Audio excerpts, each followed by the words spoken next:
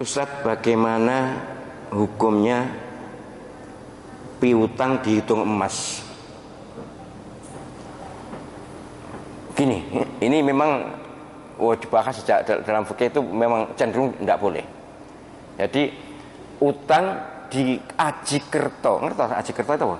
Dikalkulasi dengan emas. Jadi misalnya sekarang emas 1 gram berapa? Misal 1 juta ya, misalnya. Jadi hutang itu hutang duit, hutang uang 10 juta, iki sampean utang emas 10 gram ya.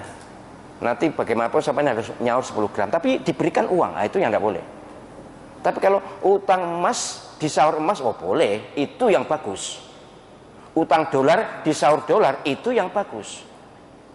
Atau begini, mohon maaf, utang emas nyaur nanti ketika akan nyaur, iki saya ada uang senilai 10 gram emas, sampean terima uang atau sampean terima emas. Bagusnya memang diterima emas supaya tidak ada masalah. Tapi andai kata sepakat waktu nyaur ini senilai 10 gram emas, rela, ya memang nilainya sekarang waktu utang dulu mungkin harganya masih 250.000 misalnya, kemudian sekarang 1 juta, ya boleh.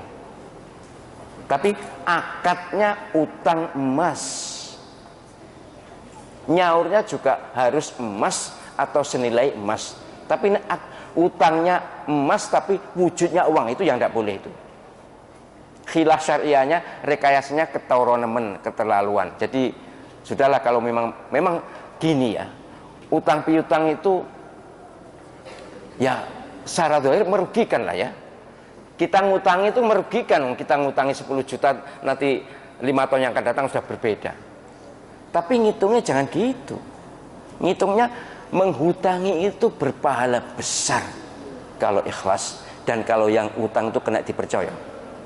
Ya, sudah saya ceritakan kan, saya saking percayanya tak tawari di atas podium, saya tawarkan siapa yang ingin utang. Waktu itu Masjid Al-Qadar Lama. Akhirnya akeh sing utang, tapi akeh sing gak nyaur. Akhirnya kapok aku. Ya, jadi gini, mengkalkulasi rizki kita itu jangan dengan kalkulator, tapi kasih sayang Allah Subhanahu wa ta'ala. Kalau saya mengutangi lalu saya rugi secara material, rugi secara finansial, ya mungkin begitu. Tapi karena saya ridho, rela, dan ini demi melaksanakan ajaran Islam, tuntunan Nabi Muhammad SAW, insya Allah lebih barokah. Insya Allah lebih barokah. Jadi sekali lagi, dalam ngitung uang dalam segala keadaan, tidak usah memikir ruginya secara finansial, secara uang. Pikir keuntungannya secara spiritual.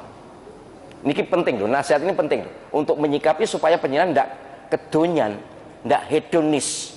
Ngertos hedonis? Hedonis ya kedonyan itu. Jadi kedonyan itu matrek, nah pas matrek. Matrek, jangan hidup, jangan matrek. Uang banyak, oh bagus, kaya baik, jelas.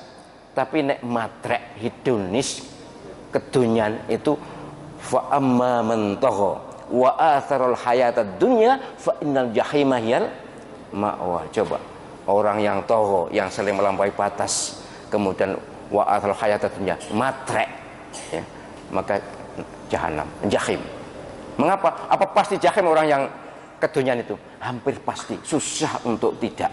Mengapa? Umumnya perilakunya menyimpang. Kedonyan ya, bukan kaya. Kalau yang kaya bagus, kalau kaya dan dermawan. Tapi nek kedonyan itu opo-opo dihitung dunia, kemudian hitung-hitungannya juga gitu, ngutangi juga dihitung riba, secara riba enggak boleh. Nggih, terus hutang emas boleh asal perjanjiannya memang emas, wujudnya emas. Ya, soal nyaurnya lebih baik emas, tapi andai kata pada saat nyaur saat itu kemudian disepakati bukan emas, ya boleh.